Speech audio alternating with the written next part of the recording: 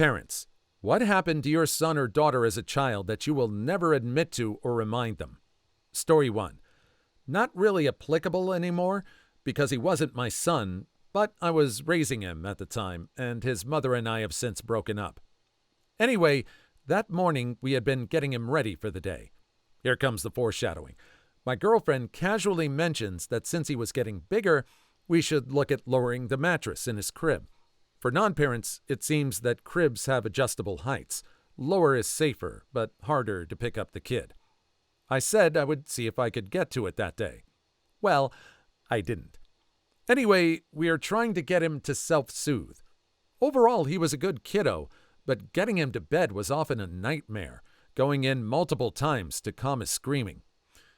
Well, we decided today that we would just let him cry it out, no matter how long it took. This kid would scream like he was being flayed alive if he felt he was alone too long, so we originally didn't think anything of it. It didn't sound any different than usual. We heard the screaming for probably around 40 minutes when my girlfriend finally caved. Now, she wasn't the calmest person in the world. Not abusive by any means, but like most people that have a child unexpectedly, he wasn't even remotely planned. She lost patience easily.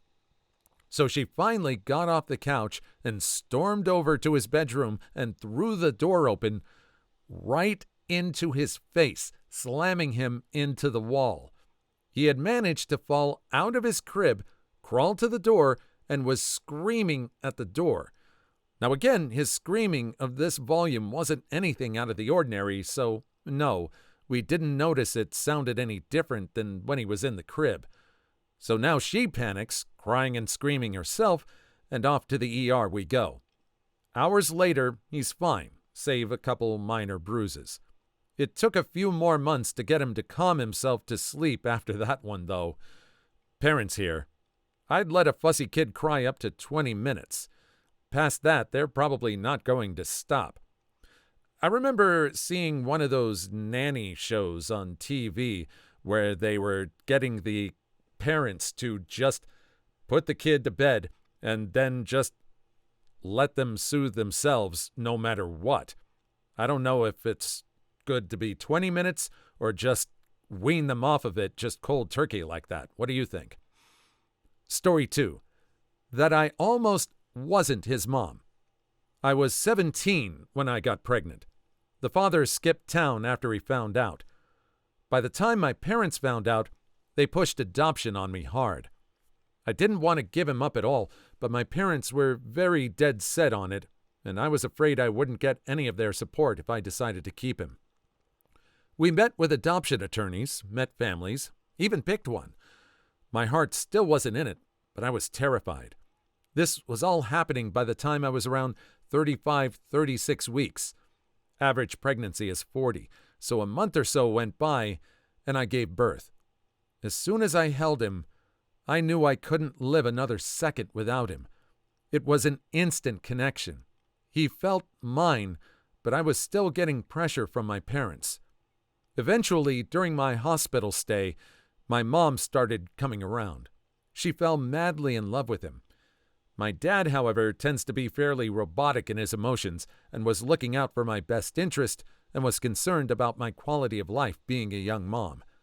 By the time I was discharged, a decision still hadn't been made, so we had to send him to a house run by nuns who watched children that were in less than ideal situations. It was the most heartbreaking moment of my life. He was there for 2 days, and I felt completely empty without him. During that time, I made a life plan to show my parents and prove to them I had it all figured out. I had finally convinced them both that I could do this, so we picked him up from the house and brought him to his house. That was 5 years ago. As any other parent, I definitely don't have it all figured out like I thought I did, but I have a job, a college degree, a very supportive and loving partner, and an incredible 5-year-old little boy. I can't complain. Go you. Sounds like you have it under control. Usually these stories talk about the emotions of, bonding with this child, but that's amazing that this person had a plan put together to show that they wanted to move forward and do something with their lives. Really cool. That's the first time I've ever heard of it. Story 3. When my son was about 8 months old, we were living in Florida. It was January.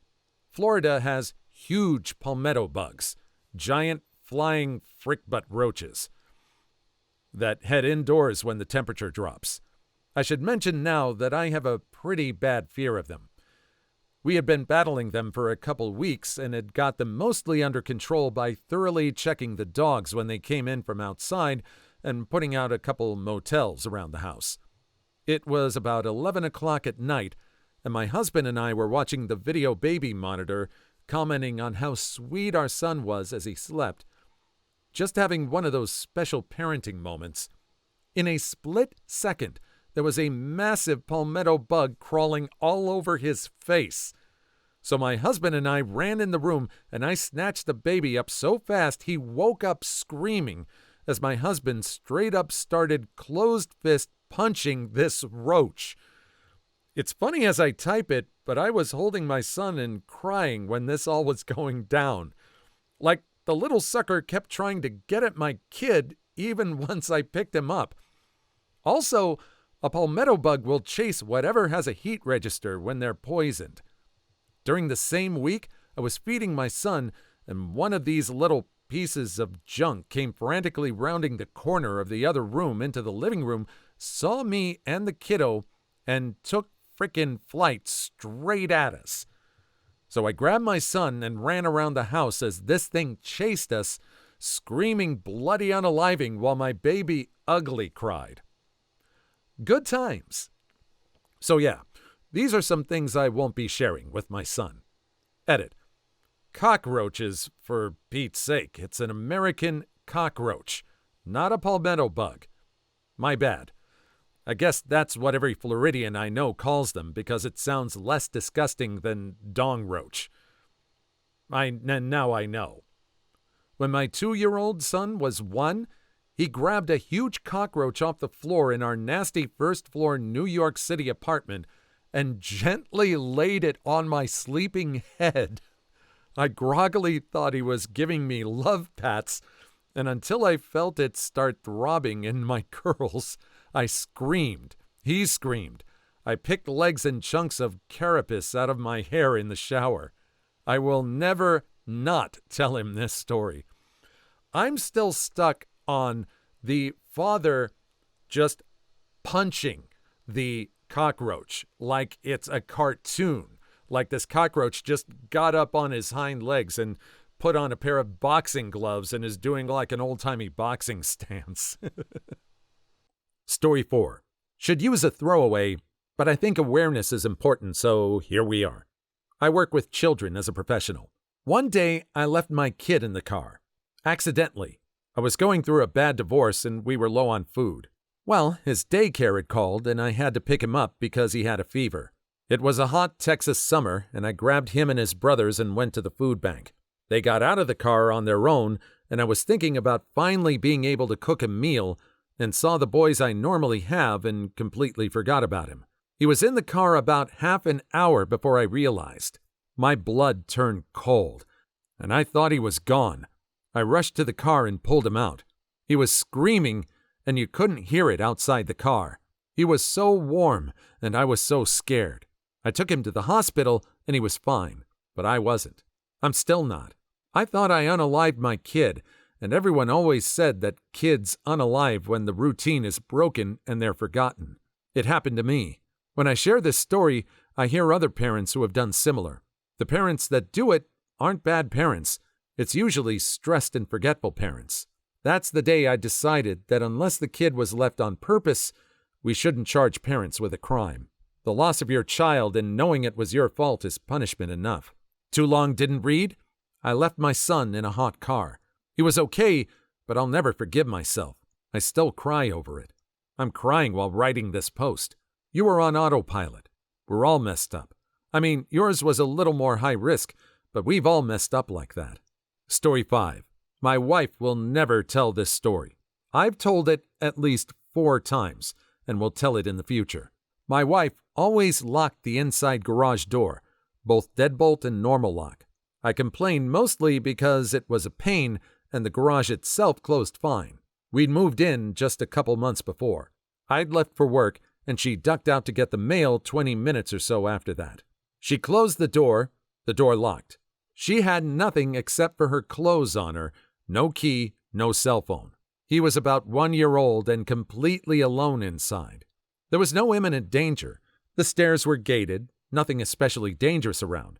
She went to the front door window, and he could see her and was crying continually.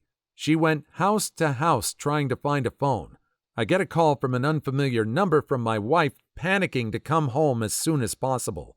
So I drive back and see that she actually tried to bash the doorknob in with a hammer. Huge dents. The kid is hysterical at this point, and I open the door and hold him. He's taking huge breaths between sobs, but just feels happy to be held, grabbing me hard. Wife tries to hold him. Nope. He wants nothing to do with her because, from his perspective, Mommy was just on the other side of that glass ignoring him for a solid hour. I was the favorite for 2 solid weeks. Then it was like nothing ever happened. Wife won't mention it to him, obviously, but it isn't that bad. Still have a huge dent on the doorknob. Story 6. My son stepped on a giant slug in the kitchen in the middle of the night. He ran into our bedroom and stood on another slug and let out a blood-curdling scream.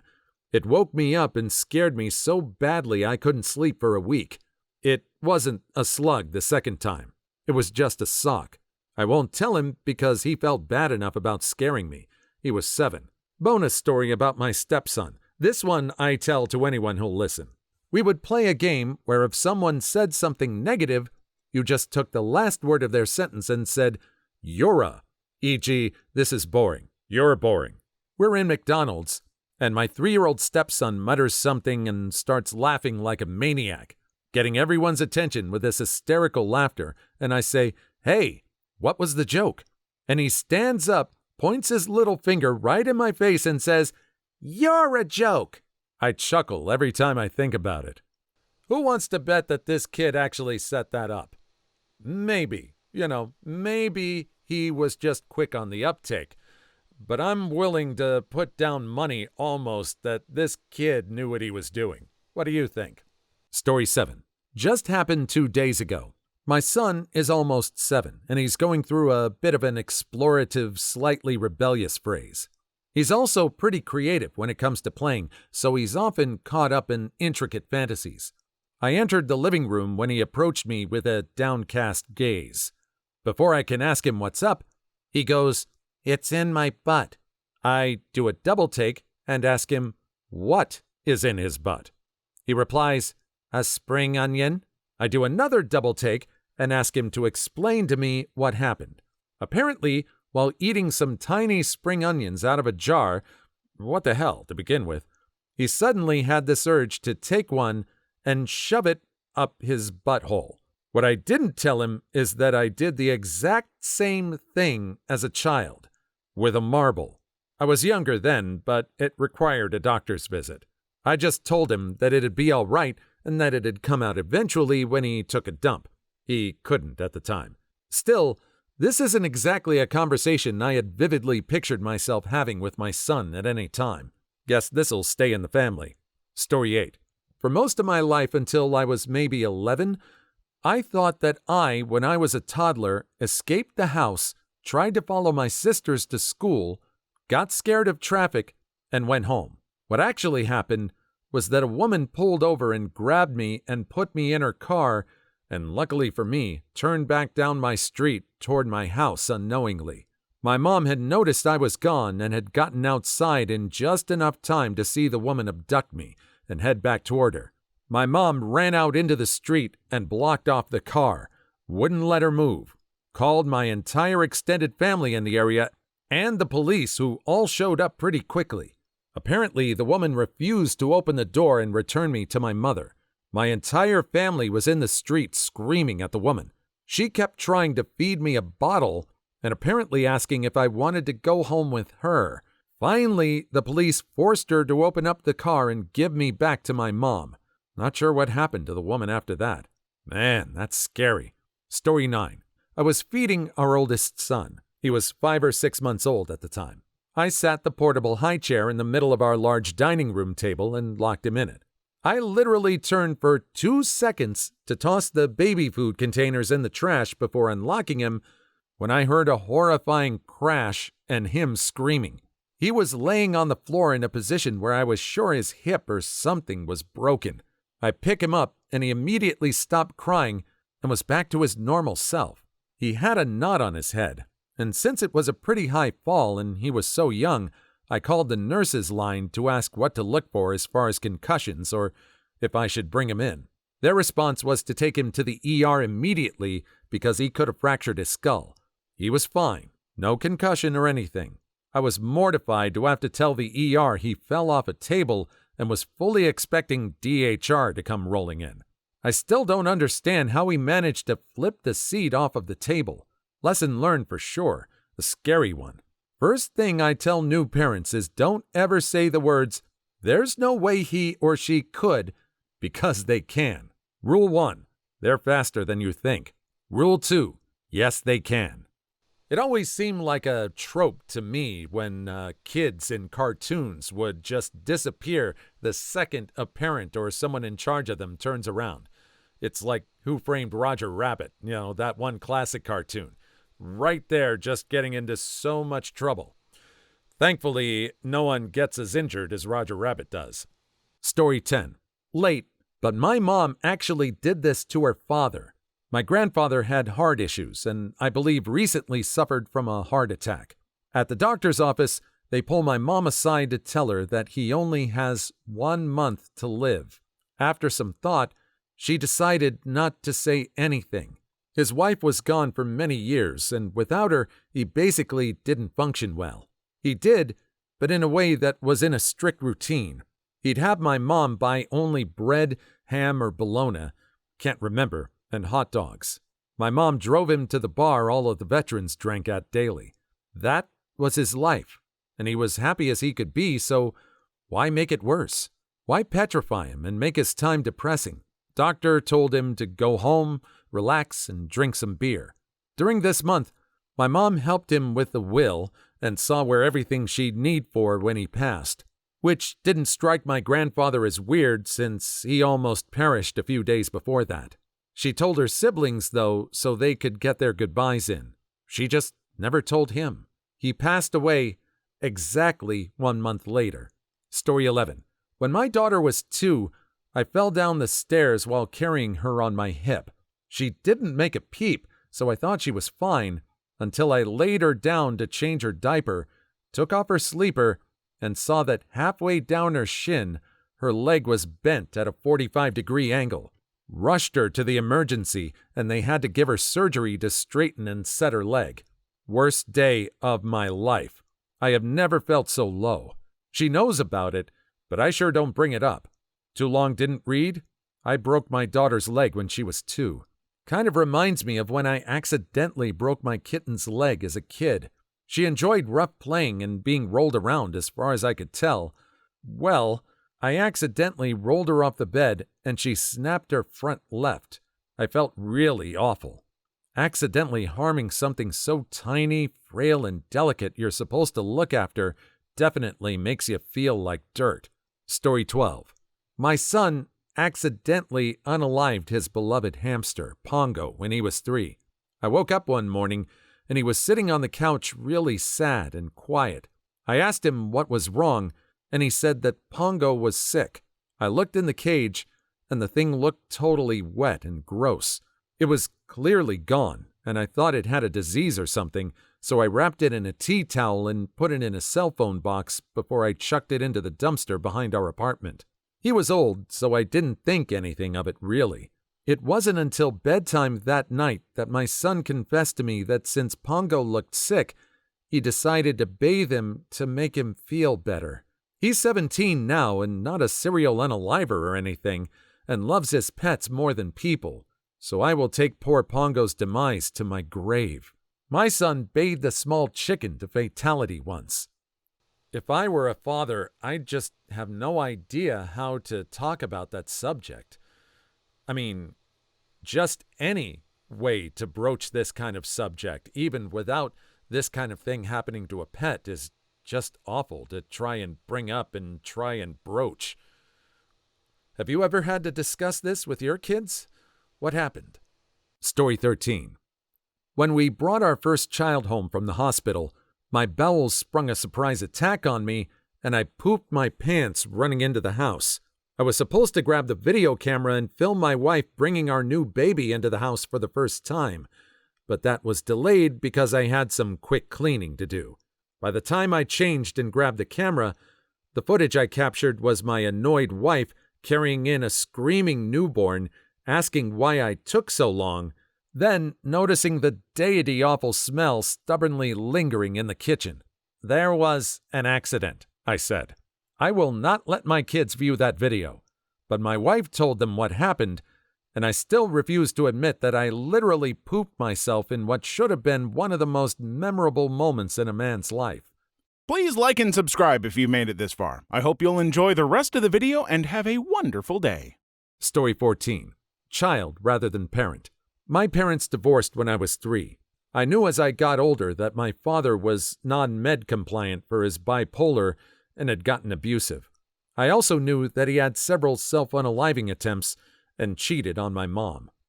Having bipolar myself, I forgave him for who he was at that time. I desperately wanted a relationship with him and tried for years with no luck. After being hospitalized for a self-unaliving attempt at 17 and cutting my father off for his behavior again, my mother told me that my dad told her that he could never love me when I was first born. He also did things like go over 100 miles per hour in the car with a family in there after I was born and hid in my playhouse with a knife when I was a toddler. Needless to say, we haven't spoken in 2 years, and he won't be meeting my son. Story 15. Had my daughter in her car seat carrier, was preparing to leave the house. Hadn't fully buckled her in yet. Set the carrier on the stove to gather a couple of things just before leaving. As I turned around, I saw her leaning down to grab something from between her feet.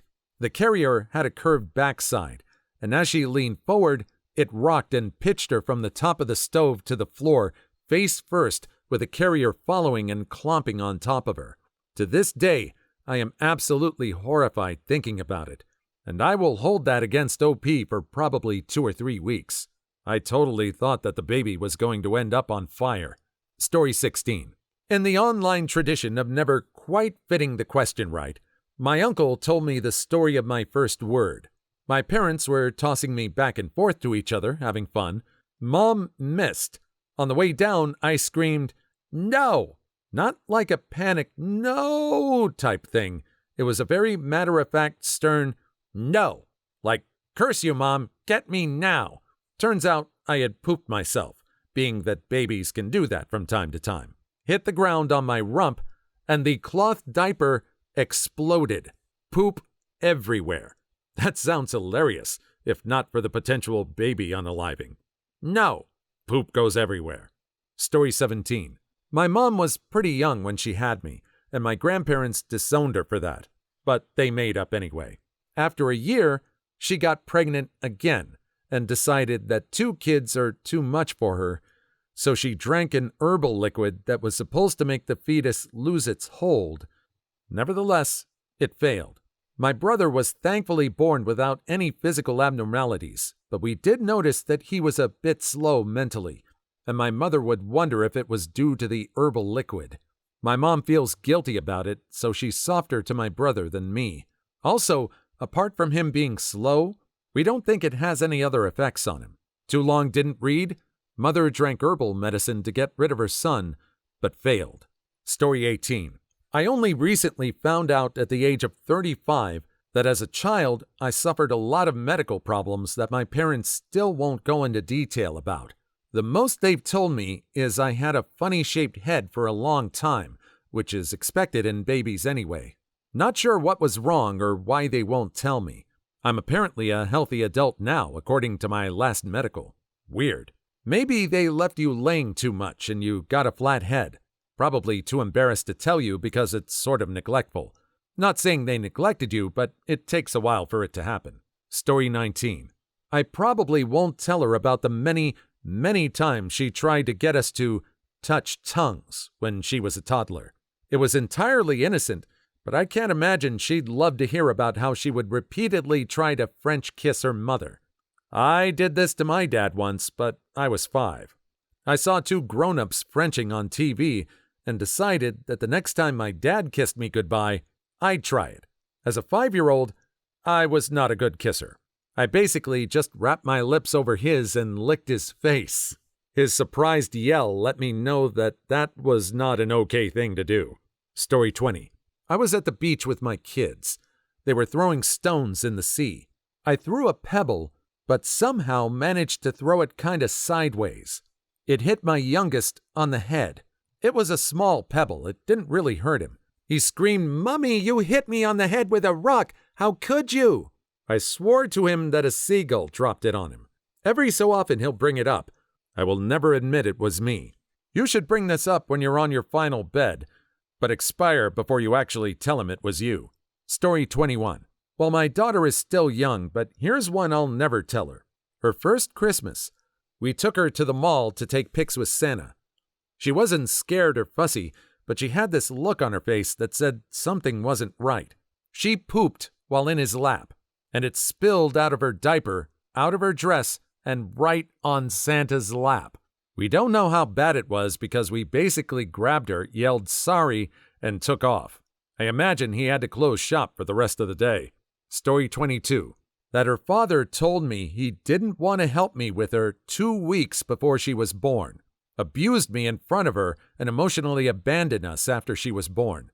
She wants to know what happened, and I just refuse to break her heart because she has never seen that side of him, and I hope she never does. That must be really hard for you, and it's so selfless. It must be hard for kids growing up with parents who badmouth each other. Good on you. Story 23. I did this to my sister when she was probably 8 and I was 11. Anyone ever read the Withdrawal books? I was a big fan of them at that age. Anyway, a lot of the characters in those books use slings, not slingshots, actual slings. I decided to try to make my own, and my sister copied me. We actually did a pretty good job and spent a few hours chucking rocks out in the woods. I loaded in a minute larger rock than I had been using, and it threw off my timing. Sent a nice softball-sized rock into my little sister's head. She calmed down pretty quickly, and I managed to clean up the blood and pass off the bruise. Haven't told her, and I'm pretty sure she has no memory of it. She graduated college and her master's early, so I don't think I did any permanent damage. Story 24. Sometimes, when my son was young enough to be in a pushchair, I would put like a week's worth of shopping on the handles of the pushchair because there were no buses and that's heavy. Once or twice, the pushchair caught a gust of wind and fell over backwards, and my poor son looked so confused and upset. Sorry, kid. More scarily, there was the time when he was a baby and I was carrying him up the stairs and I tripped over. I tried to protect him, but he hit his head and screamed and had such a bruise. Of course, I also had bruises from trying to protect him instead of myself, but my parents and I were too busy fretting over him to care. Story 25.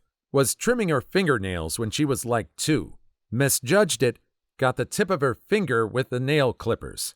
Blood-curdling scream. I was apoplectic. I felt horrible about it for weeks, while she was over it and giggling in minutes. I will never bring it up. Ever. No way. No how. My mom did this to me so many times.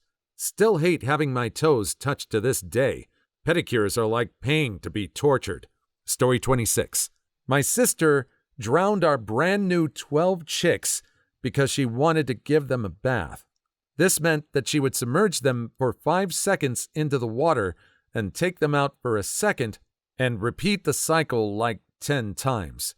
She came running in afterwards saying the chicks perished for no reason. To this day, she still believes that they expired because they were sick. We haven't had the heart to tell her that she waterboarded 12 different chicks. Story 27. When I was about 8, my brother and I had a bunk bed in an L shape. One morning, he got sick, throwing up over the side of the bed onto me, not waking me, but my parents came in and changed the bed sheets and my pajamas, all without waking me up. Pretty much the exact thing happened between my sister and myself, except I was the puker. They gave her a bath without ever waking her up. Story 28. My mother put a hammer on top of the fence between our front and backyards while she was working in the yard. It fell off and landed square on my head on the other side of the fence. I was maybe 5, split my head wide open. She doesn't tell the story. I remind her how lumpy my head is from time to time. I read hamster there and thought, deity, what a huge hamster. Sorry about your head. Story 29. My daughter started hearing voices, actually thought inanimate objects were forcing their thoughts into hers when she was 6. It lasted for a few weeks and then thankfully stopped, which surprised me. Everything I read made it seem like I could expect it to be permanent or at least long-lasting. It's about a year and a half later now, and I will never ever bring it up again. I know from experience that mental issues can be weird and sometimes thinking about it too much makes it worse. Story 30. My nephew loved getting into our litter boxes. He would eat the poo out of them with both of his hands. Loved the stuff, shoving it all into his mouth. He was about 1 or so. We had to turn the box around and shove it into a corner. Half the time he still found his way in, waiting patiently until we were distracted somehow. Once, he even set up a distraction on purpose so he could get to the box. Eventually, a baby gate had to be set up and he was not allowed past it. That kid has the strongest possible immune system now. Story 31. My 3-year-old spent 5 weeks in the NICU when he was born due to severe meconium aspiration. He was on fentanyl for almost the first 3 weeks, so he was basically a junkie. The doctors spent the next 2 weeks weaning him off with morphine. Babies with withdrawal are not fun. We plan on telling him about the NICU, but not that he was a substance addict as a newborn. Story 32. I went to hand his father a bottle, and he reflexively used the hand supporting the baby's back to take the bottle. Baby did a startle reflex and fell backwards onto the wooden armrest of the rocking chair, bounced, and hit it again. I called 911. It took about 40 seconds to realize he was unharmed and okay. Dispatcher laughed at my panic. He's 11 and fine. I thought for certain he would pass away. Story 33. When I had my daughter, the epidural left me with a numb knee for a few days. The first night after she was born, while I was still in the hospital, I was so tired that I forgot my leg was numb. I tried to stand while holding her, and instantly my leg buckled and I fell down. I managed to turn and land on my back, so she was fine, but I'll never tell her or anyone else that I almost crushed my 12-hour-old baby. Story 34. My daughter was throwing a tantrum one day and pulled out the "I hate you, one day I will not talk to you" line. I said, "Try harder, buddy." She then pulls out, "I hate you, one day I'm going to crush your car." I pretended that didn't hurt, and I'll never admit to it, but that really hurt. I really like my car. That was a very calculated "I hate you." 5-year-olds are savage as hell. Story 35. I gave my 3-year-old daughter the max amount of Pedialax on our trip to Disney World, and she let it all out during one of the princess meals we paid an arm and a leg for. Ariel was a trooper and took pics with kiddo, even though you could know. In my defense, she hasn't pooped the 5 days we were there, so I was getting nervous. Story 36. My daughter loves to flip. I hold out my hands, palms out. She grabs them and runs up my body to flip backwards as I turn my hands palms in. She was about 4 years old, showing off for my friends, and I noticed my hands were getting sweaty, so I told her to stop, but she kept going. Did a faceplant on the sidewalk. She walked away okay, thankfully, not even a bruise. Story 37. First rule: you don't talk about the Toddler Fight Club. My family had 3 babies born this summer, and I keep trying to talk to my mom into letting me set up baby Thunderdome in the playpen. 3 babies enter, 1 baby leaves. Story 38. My toddler came charging up when I was taking a leak and got herself peed on. Given all the time she peed on me, it was only fair, but still. One time our cat tried to jump into my pee stream. Story 39. I won't tell them because I don't want my wife to know. My son rolled off the changing table and did the full scorpion, and it was mostly neck-related. I was fully expecting to pick up a quadriplegic, but he was okay with no lasting effects, I think. Story 40. When my daughter was 4, I found an old TV for her room. One of those ones with huge backs they don't sell anymore? Well, she climbed on her dresser one day and tipped it and the dresser on herself. Don't know how she didn't get hurt. Story 41. Changing my daughter's nappy, I noticed a bit of white cloth sticking out her rectum. I slowly pull it out, and it's going on forever. She ate a wet white, and it fully digested and came out the other end. She might have a future in clowning if she's already that dedicated. Story 42. Not a parent, but my 6-year-old cousin. She had a fish she was obsessed with, and it perished while she wasn't at her house. We went and bought her an identical one. She hasn't noticed yet. Story 43. I don't know the truth about that scar. Something is off. Have one of those too. Paper thin all the way across my left forearm. No idea. Story 44. My daughter found the cat litter box as a toddler. Ate a Tootsie Roll. Your first mistake was putting candy in the box that your cat dumps in. Story 45. Nice try, son. Please leave your story in the comments. I would love to make a video on them in the future. Also, don't forget to like and subscribe.